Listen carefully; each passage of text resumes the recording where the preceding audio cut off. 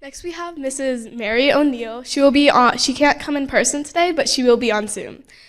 Dr. O'Neill, the chief of general neurology at the Brigham and Women's Hospital, has come to speak about neurological diseases through a sex and gender based view. Thank you. Good evening. I'm glad to meet you, even if it's only virtually. I'm getting to talk about a subject that I'm very passionate about, and that's sex and gender neurology. So what I was going to do today is talk a little bit about the history of women's neurology, using sort of the story of women with epilepsy, let you understand why this is really a needed subspecialty, review some of our educational gaps, which there are many, and discuss with you what are potential next steps.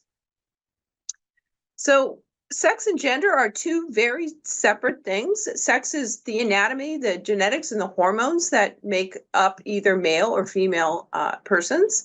And the gender is the roles and norms, the psychosocial construct that we often associated with being male or female, but they can be certainly separate.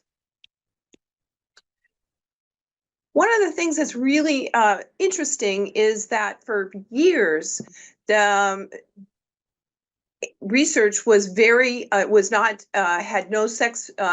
Sex was not considered a biologic variable in research. And so here's some pie charts, and you can see gray where sex was not considered as a biologic variant, or only male were the green pieces of pie.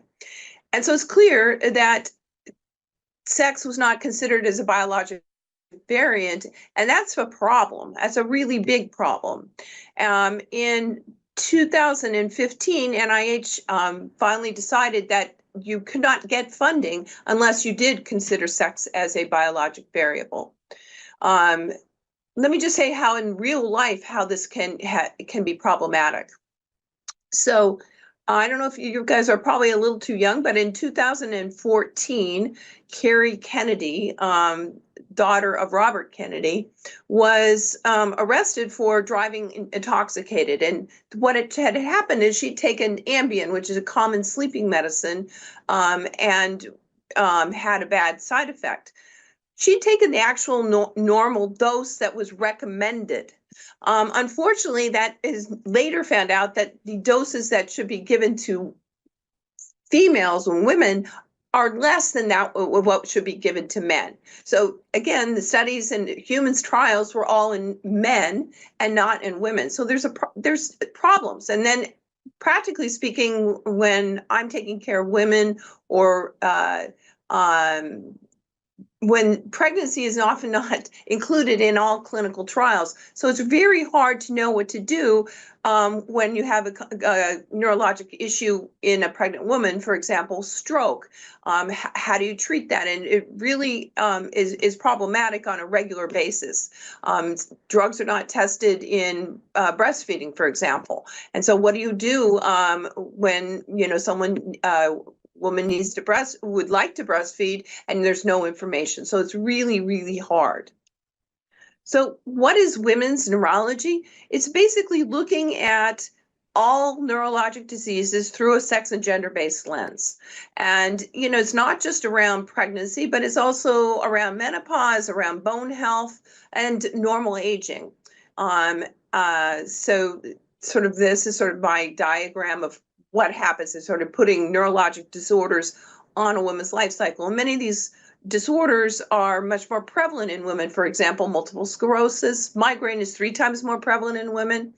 Epilepsy is not more prevalent, but because it goes through the lifespan, how to deal with women who have epilepsy during pregnancy is clearly a concern.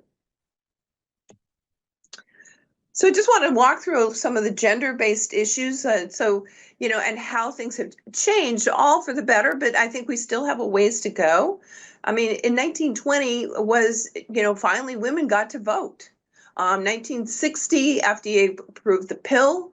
It wasn't until 76 that in Portugal women could vote. And then Saudi Arabia, women couldn't even drive until 2017. And finally, in 2018, Iceland requires fair pay for women. So these are just some of the examples of how clearly things have not been equitable.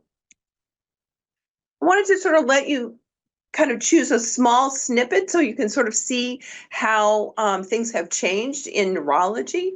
So if you think about epilepsy, which is an electrical discharge in the brain where people can have seizures, this is an example of, say, 26-year-old woman. She was newly engaged, and she has this congenital kind of epilepsy called juvenile myoclonic epilepsy. And it turns out that valproic acid or valproate is a very effective anti-seizure medicine, and she was for this kind of epilepsy. And she wants to get pregnant. So this is in the 50s. What would physicians have told her? Well, just in the US, people with epilepsy were actually forbidden to marry in 17 states. And that was actually until 1956. So that's not that long ago. So the last state to appeal this was 1980. So this is just how discriminated these women were against these women. 1956, 18 states provided for sterilization for people with epilepsy. So things have really changed. One of the things that we know is that we have a lot of information about some of our anti-seizure medicines. And we know, for example, that these group of medicines are quite safe. They have a low risk of major congenital malformations, which is one of the major problems with seizure medicines. So they have a 2% to 3% risk of major congenital malformations. And we've known that because of a lot of clinical trials and pregnancy registries across the years. And then valproate, which our lady in the 50s was on, has a very high rate, 10.3% congenital malformation. And even worse, it has neurodevelopmental, where babies born to women who are taking this valproate during pregnancy actually have a 10 or more point decrease in IQ. So we've gotten a long way.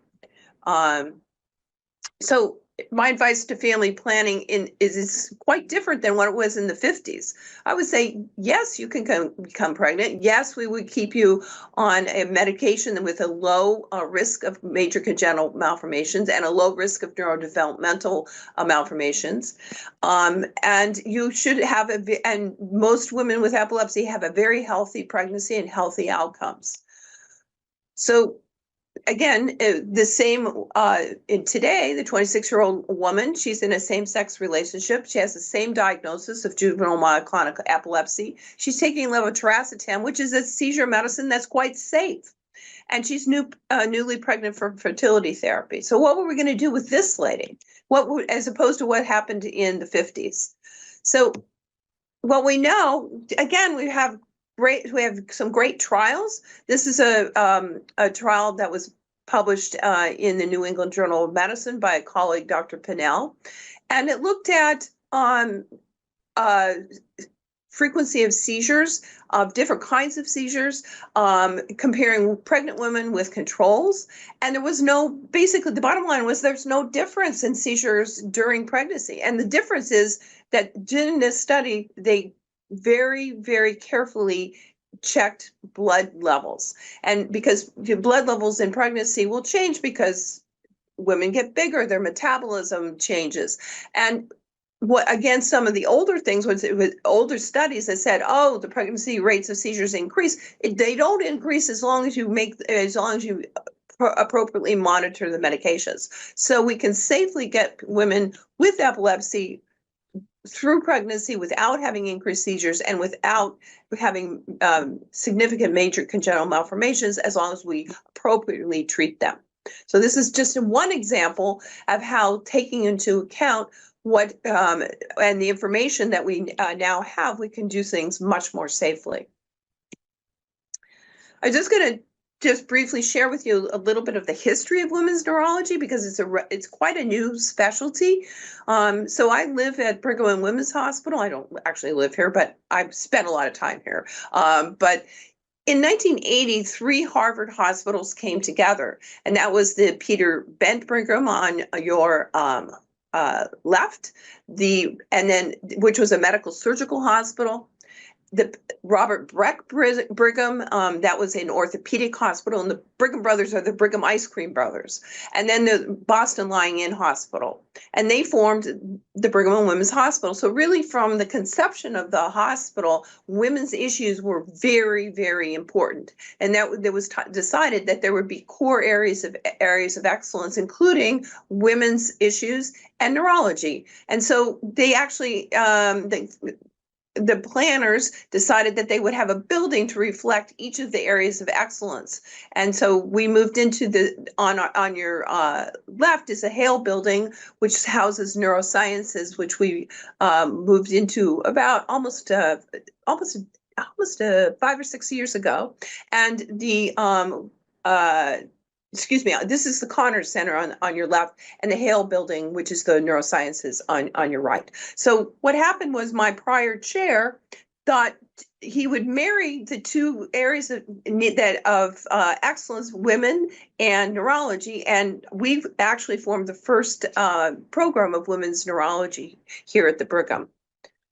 There are some other programs with women's clinical programs across the country, but again, ours was the first and is becoming much more common now for people to actually start to think about sex and gender issues, not just in neurology, but across all specialties. A number of years ago, colleagues and I sent out a survey to try to find out from program directors how well they thought they were training their residents in neurology. And one of the things that we clearly found from this survey was that many resident program directors did not feel that their residents were adequately trained to care for pregnant women with neurologic disease, or they needed better training. And part of it was lack of time, lack of expertise, and lack of educational materials. So it's clear that there's some need for specialized training in women's neurology. It's complex. It certainly is interdisciplinary because it requires a lot of collaboration with maternal fetal medicine, psychiatry, cardiology, just to name a few. Many neurologic disorders are affected by hormonal changes, for example, migraine, multiple sclerosis, epilepsy. Medication is clearly a safety concern during pregnancy and breastfeeding. Preconception planning is important for women with neurologic disease because you'd like to plan for pregnancy when their neurologic disorder is controlled, and you want to make sure that they're not on any medicines that are contraindicated. Neurologic disease can definitely affect pregnancy outcomes, so you want to, have discussions with this. With whoever planning pregnancy. Pregnancy can also predispose to certain neurologic diseases. It increases the risk of stroke. It increases related to preeclampsia, for example. And then women are more likely to have certain psychiatric diseases, including anxiety, depression, and post-traumatic stress disorder. So in summary, I just gave you a little snippet about about sex and gender neurology. Few of these educational programs exist. There's a gap in training. Many neurologic disorders have a sex and gender concerns. It's really complex, interdisciplinary, which is actually really fun because we learn from our colleagues. And we decided that an educational curriculum was the best way to address these concerns. And we actually have just completed that about a year ago. And it's now been accepted by the American Academy of Neurology, which is our national society. So I hope that you enjoyed a little bit about what this area is about. And thank you for letting me talk.